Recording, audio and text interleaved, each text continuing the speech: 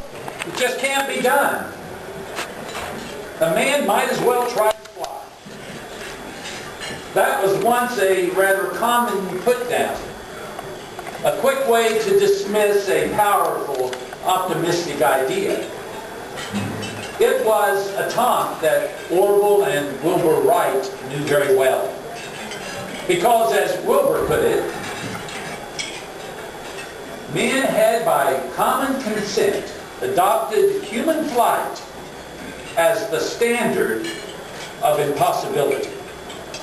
But across the ages, many great minds have tried to solve the problem of flight before they conceded defeat.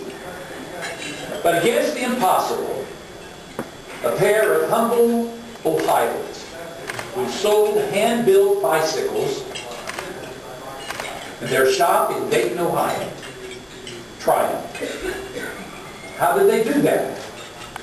Well, the Wright Brothers studied everything written on the subject.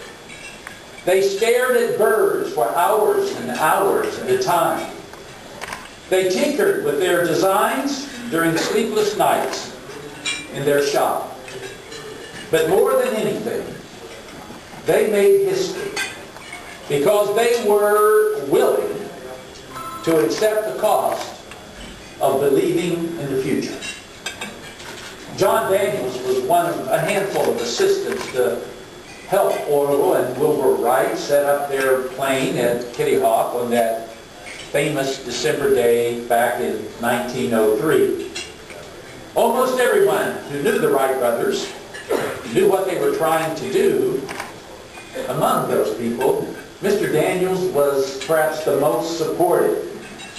And yet, before he actually saw it happen, before he saw it with his own eyes, Daniels said, "We couldn't help thinking Wilbur and Orville were nuts."